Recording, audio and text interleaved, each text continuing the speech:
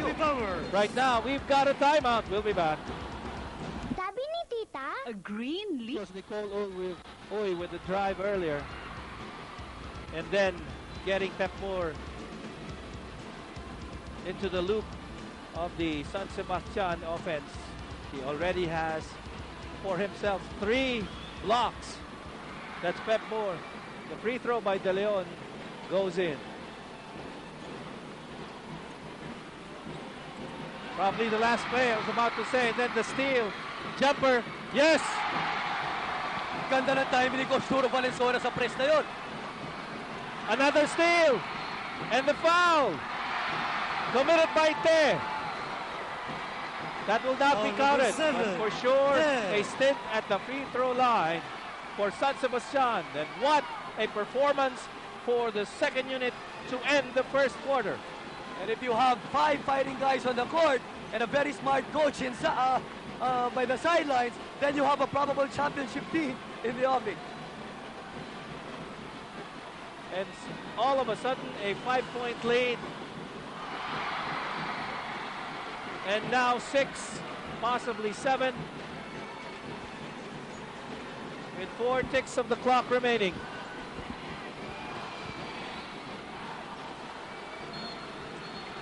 Second free throw doesn't drop. Lane violation for JRU. Another attempt from the 4.5-meter stripe. Again, over-eagerness on the part of JRU.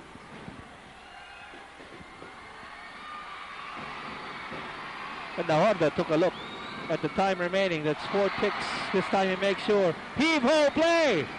Let's see. Nothing there. The block by Nahorna. Grabe yung interior defense na Stags, Jimmy. Walang makalayap dito sa JRU. Well, the referee was saying that wasn't such a clean block. Well, the foul will be on the one that didn't chase for the ball but hit the arm. And Coach Turo Valenzuela just laughs it off, Jimmy. Tinatawanan na lang niya yung tawag na yun.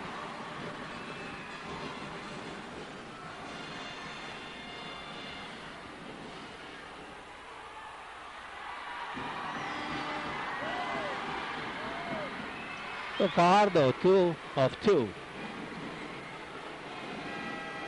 That'll be it for the first quarter. It's 23-18, a 5-point lead for the Stags. Coming up, the second quarter. We'll be back. This one taken from the first 10 minutes of this ball game. Nicole Oy on transition. Nothing but net.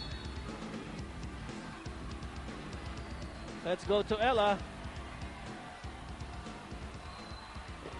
For the first time in this series, Coach Boy De Vera was really upset. What he told his boys was second stringers na ang kalaban natin. Ngayon pa tayo nag-commit ng successive errors. Galingan naman natin and we have to get in this game. So let's see what happens to JRU. Back to you, Jim and Vicky. You know, earlier the move of Coach Turo Valenzuela to take Jam Alfad out of the ball game and then taking the first stringers out, putting the second stringers in, and now they lead by 5. Oh, that would be a blessing in disguise, Jimmy. Gumanda yung laro nila. Paglabas ni Alfad, they became quicker. You call that hustle. And Nahorda couldn't get a handle on it because of the defense of Pinular. JRU, Jimmy, scoring only 2 out of 16 field goal attempts. But they scored 12 points just on free throws.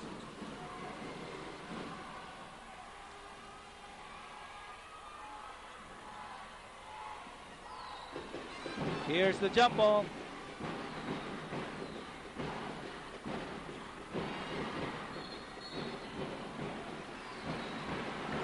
Ball will go to the dark blue shirts.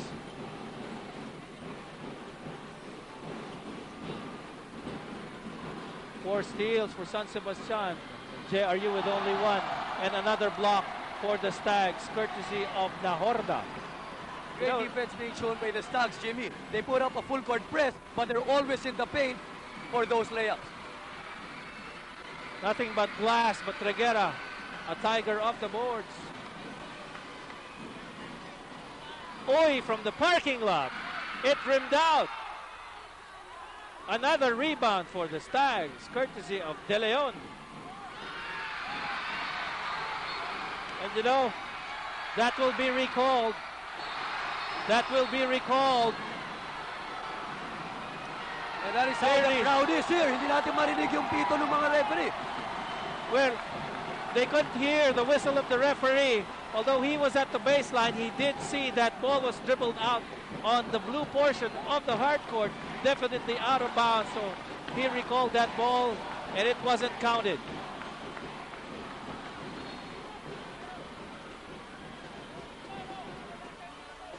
So our referees, Carlito Camorongan and Anthony Sulit.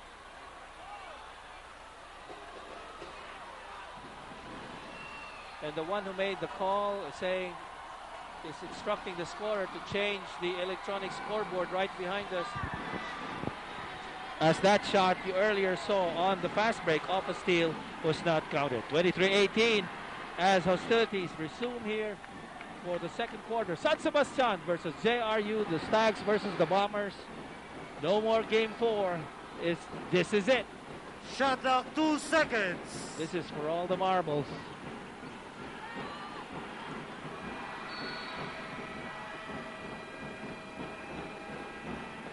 Second shot clock violation. Coach Turo Valenzuela deciding to keep his main guys on the bench, and this will pay big dividends for him towards the end game if he goes on to keep this game close with his lineup. Well, Nicole, Father Baluyot was trying for a steal, and now Epondolan was free, nothing there. Rebound, tap. JRU, another attempt at offense right here. And John Dale Valena will signal the play for JRU as Epondolan gives it to Capus, who's well guarded by Reguera. Capus taking the baseline, wasn't free, forced that one, but an excellent fishing expedition for JRU. Yan ang kailangan depensahan ng San Sebastian. Kailangan mapigil nila si Capus dun sa post. They tried to double on that, but the doubler came late. Kaya naman finaul nila si Capus. And Reguera committing his second personal foul.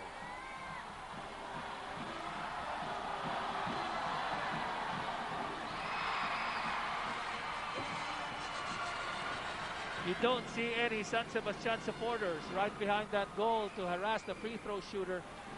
Those balloons are right here on the side, on the gallery of San Sebastian, but not in front of Ariel Capus. He sinks it.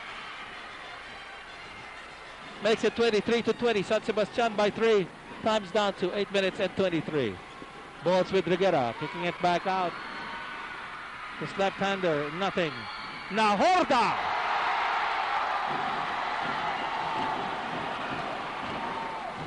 And if Nahorda, who's not very often used, gets an offensive rebound, scores, and gets fouled after that, malaking bonus yan para kay Coach Turo Valenzuela. And somehow, Coach Binky, kahit papano, it has paid off for Coach Turo Valenzuela in the way he has fielded his second unit in many games, and now they're ready for this game 3, and they're showing it. Tama ka dyan. On the other hand, si Coach Boy De Vera naman cannot afford to take his first unit out of the court. Epondolan, Capus, and Balenya has been playing. So it's a 5-point lead for San Sebastian. They have had a tradition of winning the NCAA championship, but JRU has waited in the wings for 29 years for a crack at the seniors division title, and they're down at this point in the second quarter by 5. San Sebastian with the basketball.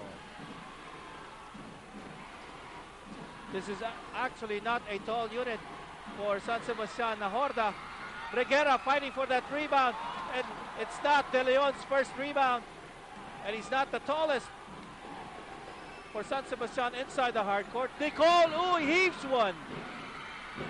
Rebound hits the head of Villarin. Baluyot inside. But it was a handoff. Too strong though. Fast break. And Pontulan will lose possession to the sideline. Sayang yun. Medyo nanggigil si Pontulan doon. Libre-libre na sana si Balenya, and that could have been a sure 2 points for JRU. Again, over-eagerness getting the better of the Bombers. There has been nothing for JRU outside the arc, and 2 of 10 for the Stags. Nicole Uy. Once again to Nahorda in the middle, quickly to De Leon. De Leon with a crossover dribble, and he traveled. Good call by the referee. Good call.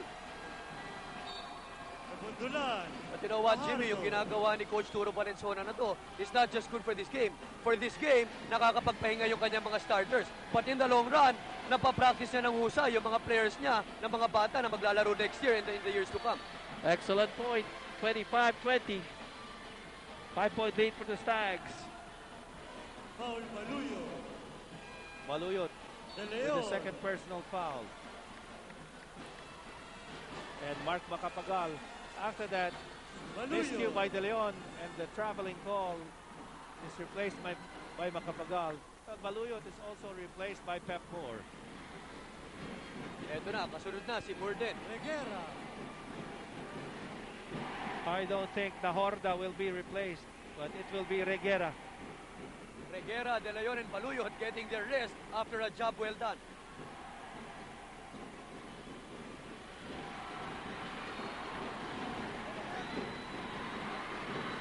Alam mo, Jimmy, maraming magandang looks ng JRU sa basket. Marami silang layup na kukuha, but the mere presence of Moore forces them to tilt their shot a bit and force them to miss. Napakalaking bagay yung tatlong sapal ng San Sebastian sa simula ng laro. As nevertheless, JRU converts on that field goal. They make it 25-22.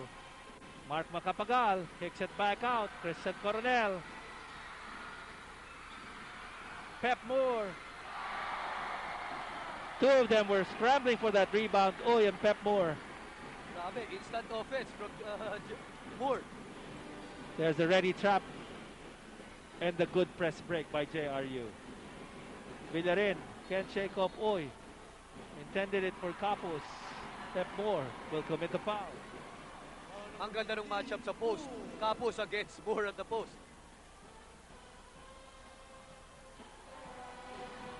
For those of you who just tuned in, how tall is Clark Moore? He's a 6'7" rookie center of Philam. His first season with San Sebastian. Foul committed by Mark Macapagal. Nahorda also tumbles to the floor. Villarin couldn't get the transition game going.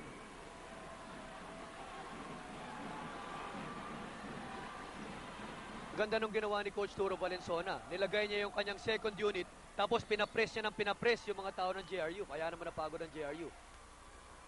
Second chance points, Jimmy, 6 points from San Sebastian. Of course, that's expected, them having a taller lineup.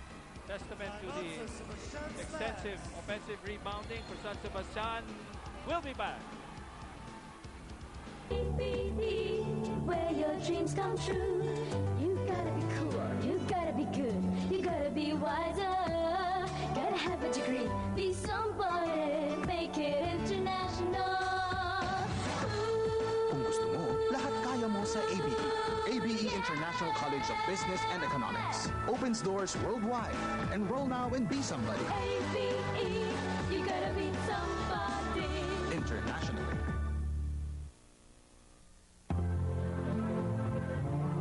May masarap magmahal. May masarap kumain. Dito kumakain, ang masarap kumain. Chowking! During the timeout, there was a point from my colleague, Coach Vicky Fabis. May punto ka kanina dun sa rotation ng JRU against San Sebastian. Oo, ang ganda ng rotation na ginagawa ni Coach Turo Valenzuela. Pinasok niya yung kanyang second unit to keep pressing itong JRU because San Sebastian is up. Hindi mapalitan ni Coach Boy De Vera yung kanyang first unit. Ngayon, bumalik na yung first unit ng San Sebastian na fresh. Nandito pa rin yung first unit ng JRU na medyo pagod na.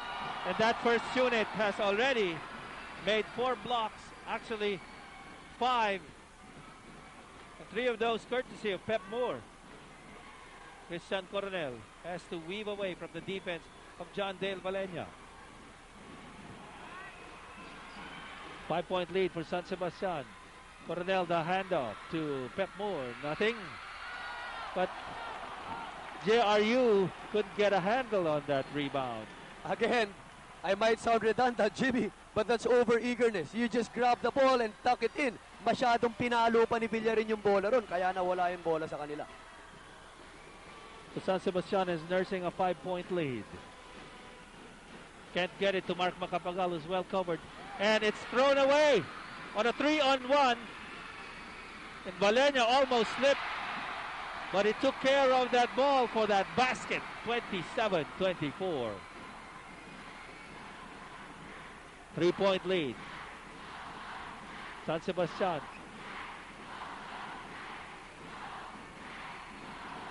Kicking it back out to Christian Coronel. The looper doesn't drop. John Dale Valenia brings the ball down. High dribble. And then the kick out. Blocked by Macapagal. Rim doesn't like that ball to come in. Can you consider that a block by Pep Moore? Here's the fast break. Nahorda tapped away. And Uy, no foul there. Nahorda is fouled finally. And the whistle is blown. Grabe yung energy na pinapakita na itong dalawang koponan, Jimmy. Grabe ang takbuhan dito. Parang hindi napapagod yung mga players.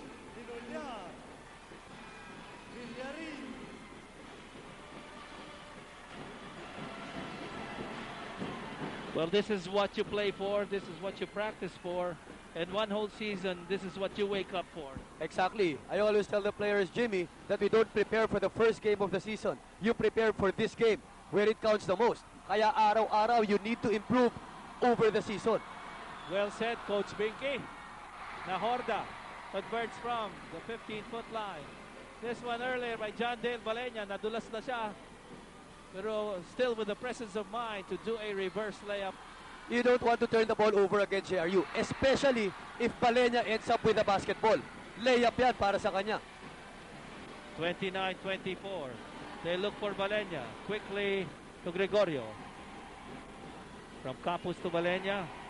Valenia with the crossover against Coronel. Blocked by Nahorda. On a 3-on-1. Mark Macapagal.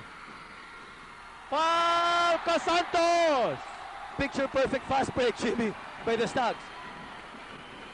Kung papanurin mo yung San Sebastian in that particular play, parang napakasigla nila. Oo, hindi napapagod. Miski yung bench nila, kung makikita mo, Jimmy, palaging kapit-bisig, tsaka talunan ng talunan yung bench nila. Pero one thing going for Coach Boy De Vera, though, there are still so many minutes here in this quarter, 3 minutes and 54. And now, this timeout.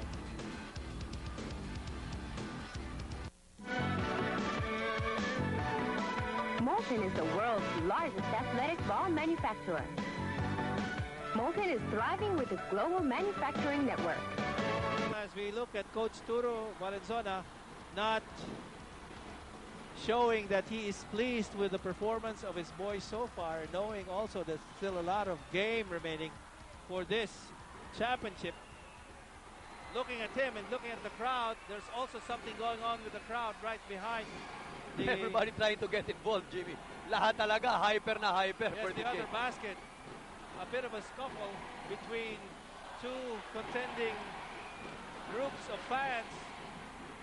And one group was dismissed already by stadium security. We go back to the ball game on the hard court.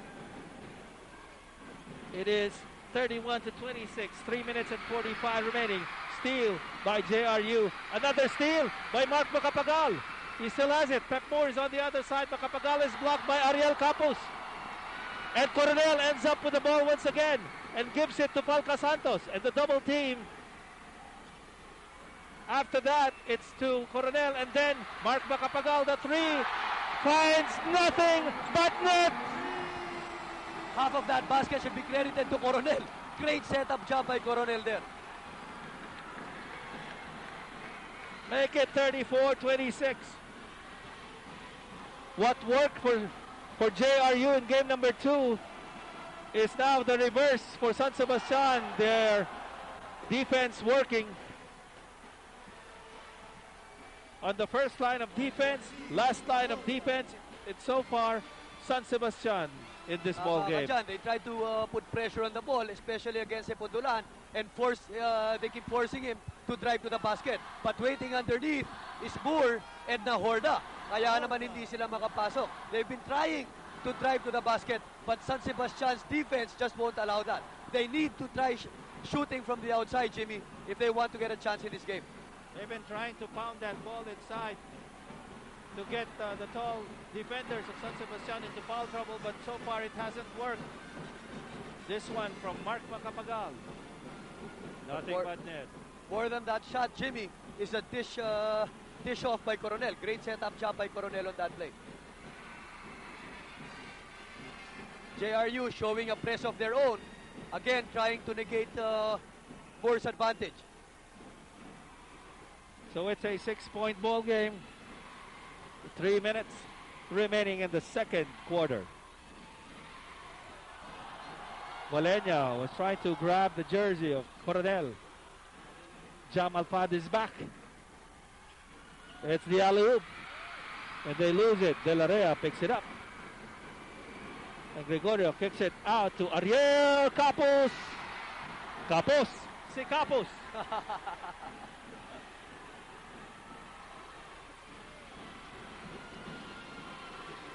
6-point deficit. Macapagal too far for him. John Dale Valena could not escape Clark Moore.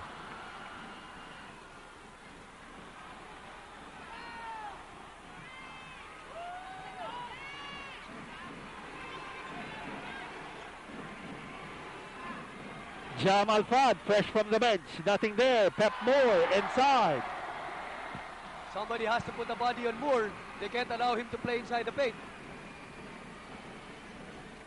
De La Rea, no one underneath. Pep Moore with a hustle. Capos though picks it up and swishes it. Capos converted on that play, but I love the way Moore dove for that.